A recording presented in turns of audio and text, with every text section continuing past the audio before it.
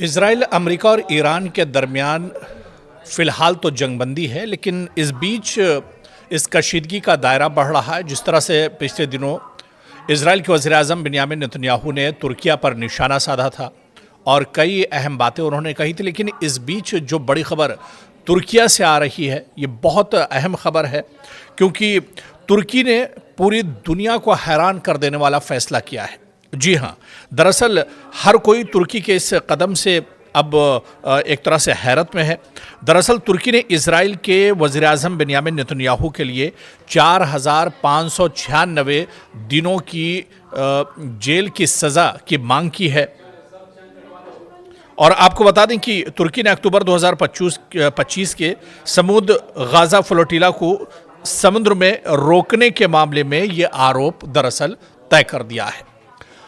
तो लगातार इज़राइल के वज़ीर-ए-आज़म बिन्यामिन नेतन्याहू की मुश्किलें बढ़ती जा रही हैं और पहले से ही इज़राइल के अंदर ही उन पर बहुत से मुकदमात चल रहे हैं।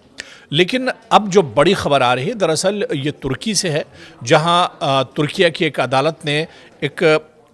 बड़ी खबर सुनाई है और ये दरअसल इज़राइल के वज़ीर-ए-आज़म बिन्यामिन नेतन्याहू के लिए बहुत बड़ा झटका माना जा रहा है, क्योंकि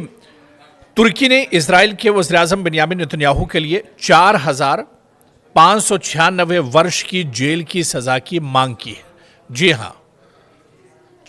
आपने बिल्कुल सही सुना, 4,596 साल की जेल की सज़ा की मांग की है। और आपको बताते चलें कि दरअसल ये मांग इस वजह से की गई है क्योंकि आपको याद होगा साल 2025 में समूद गाज़ा फ्लोटिला जो एक ग्रुप दरअसल गज़ा में जो मुतासरीन हैं उनकी मदद के लिए आगे बढ़ रहा था और इसके ऊपर हमला भी बाकायदा किया गया था, लोगों को यहाँ पर गिरफ्तार किया गया था, हिरासत में लिया गया था। इसी मामले को लेकर दरअसल इल्ज़ामात तय किए गए हैं इज़राइल के वज़ीर-ए-आज़म बिन्यामिन नेतन्याहू पर और उनके लिए साल 2 साल नहीं बल्कि 4,596 साल की जेल की सज़ा की मांग की गई है।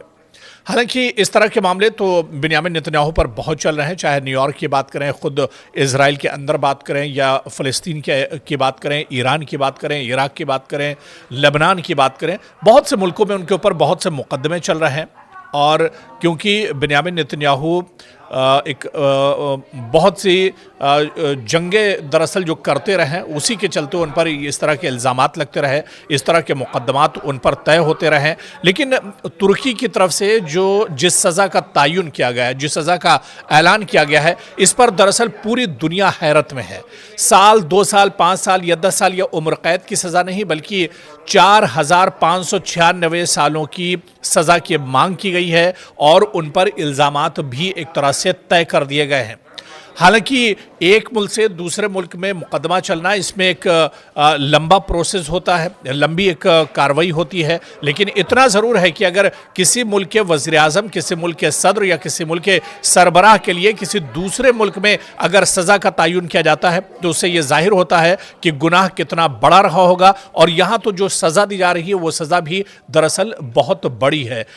इस वजह से भी ये माना जा रहा है कि बिन्यामिन नेतन्याहू का ये गुनाह कितना बड़ा रहा होगा जिसके चलते उन्हें इतनी बड़ी सज़ा एक तरह से दी जा रही है। पूरी दुनिया दरअसल इस फैसले के बाद एक तरह से हैरत में है और तुर्की ने एक बार फिर सबको चौंका दिया है। दरअसल तुर्की में जब भी फैसले होते हैं या तो तुर्की के सदर रजब तैयब एर्दोगान की तरफ से जब कोई बड़ा कदम उठाया जाता है तो अक्सर चौंकाने वाला कदम होता है और इस बार भी तुर्की ने अपने कदम से सबको चौंका दिया है। जिस तरह की सज़ा का तयन इज़राइल के वज़ीर-ए-आज़म बिन्यामिन नेतन्याहू के लिए की गई है, इससे पूरी दुनिया एक तरह से हैरत कर रही है। अब आने वाले दिनों में क्या कुछ होता है, किस तरह से ये जो पूरी कार्रवाई है सज़ा की आगे बढ़ेगी, ये देखना अहम होगा।